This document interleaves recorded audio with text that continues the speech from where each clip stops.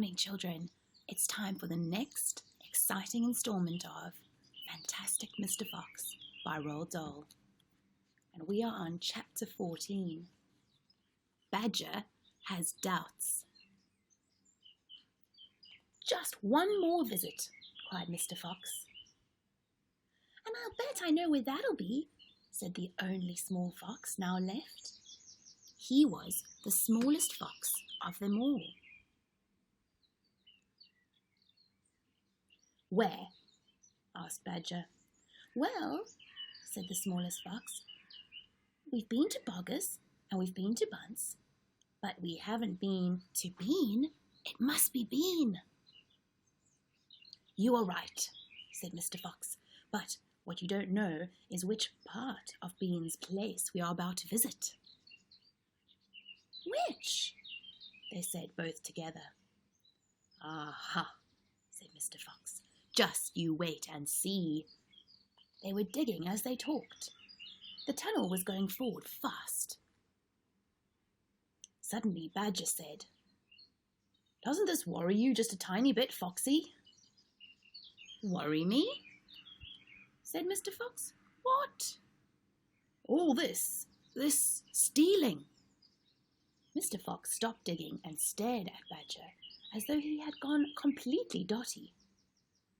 My dear old furry frump, he said, do you know anyone in the whole world who wouldn't swipe a few chickens if his children were starving to death? There was a short silence while Badger thought deeply about this. You are far too respectable, said Mr. Fox. There's nothing wrong with being respectable, Badger said. Look, said Mr. Fox. Boggers and Bunce and Bean are out to kill us. You realise that, I hope?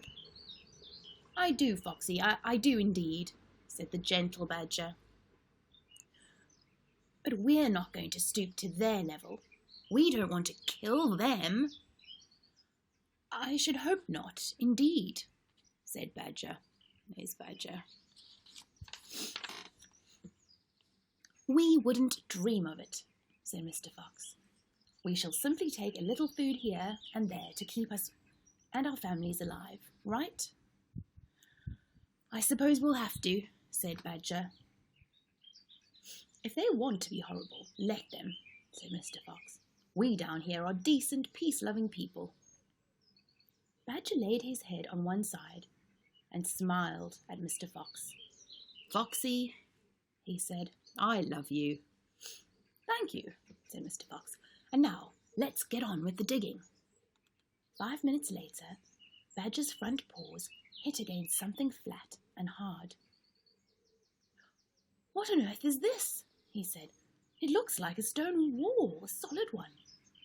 He and Mr. Fox scraped away the soil. It was a wall, but it was built of bricks, not stones. The wall was right in front of them, blocking their way. Now, who in the world would build a wall under the ground? Asked Badger. Very simple, said Mr. Fox. It's the wall of an underground room, and if I'm not mistaken, it is exactly what I'm looking for. We can see. Bean's Secret Cider Cellar, Chapter 15. Mr. Fox examined the wall carefully. He saw that the cement between the bricks was old and crumbly, so he loosened a brick without much trouble and pulled it away. Suddenly, out from the hole where the brick had been, there popped a small, sharp face with whiskers. Go away, it snapped. You can't come in here. It's private. Good Lord, said Badger. It's Rat. You saucy beast, said Mr. Fox. I should have guessed we'd find you down here somewhere. Go away, shrieked Rat. Go on, beat it. This is my private pitch. Shut up, said Mr. Fox. I will not shut up, shrieked Rat. This is my place. I got you first. Mr. Fox gave a brilliant smile, flashing his white teeth. My dear Rat, he said softly. There's the rat, can you see him? I am a hungry fellow, and if you don't hop it quickly, I shall eat you up in one gulp. That did it. Rat popped back, fast out of sight. Mr. Fox laughed and began pulling more bricks out of the wall. When he had made a biggish hole, he crept through it. Badger and the smallest fox followed him. They found themselves in a vast, damp, gloomy cellar. "This is it!" cried Mr. Fox. "This is what?" said Badger. "This place is empty." "Where are the turkeys?" asked the smallest fox, staring into the gloom. "I thought Bean was a turkey man." "He is a turkey man," said Mr. Fox, "but we're not after turkeys now. We've got plenty of food."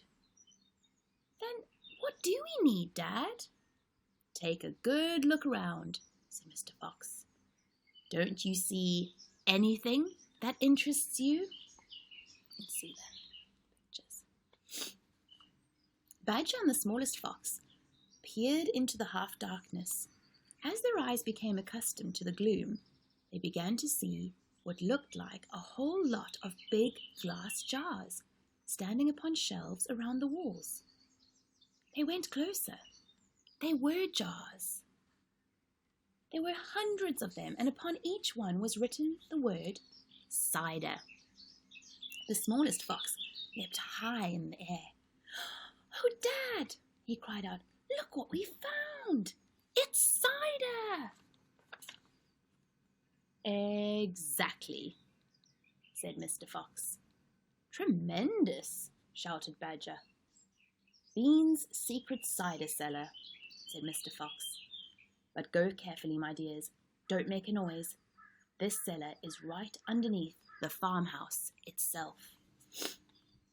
"Cider," said Badger, "is especially good for badgers. We take it as medicine. 1 large glass 3 times a day, with meals, and another at bedtime." "It will make a feast into a banquet," said Mr. Fox. While they were talking, the smallest fox had sneaked a jar off the shelf and had taken a gulp. "Wow!" he gasped. "Wowee! Glug, glug, glug!" You must understand, this was not the ordinary weak, fizzy cider one buys in a store. It was the real stuff, a home-brewed, fiery liquor that burned in your throat and boiled in your stomach. "Ah!" gasped the smallest fox. "This is some cider." There he is.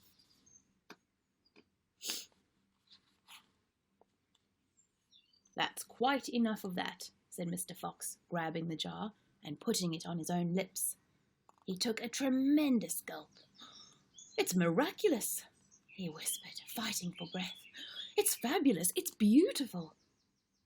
"It's my turn," said Badger, taking the jar and tilting his head well back.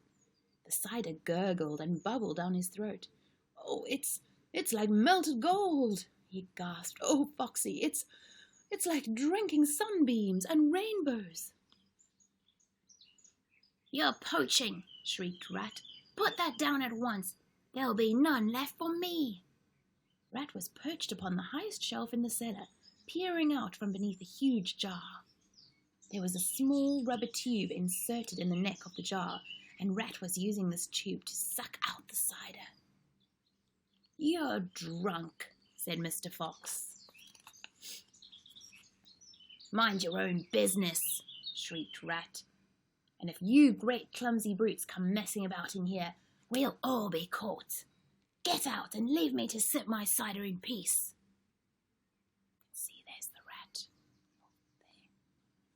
There. At that moment, they heard a woman's voice calling out in the house above them. "Hurry up and get that cider, Mabel," the voice called. "You know Mr. Bean doesn't like to be kept waiting, especially when he's been out all night in a tent." The animals froze. They stayed absolutely still, their ears pricked, their bodies tense. Then they heard the sound of a door being opened. The door was at the top of a flight of stone steps leading down from the house to the cellar. And now Someone was starting to come down those steps. We'll find out who it was next time.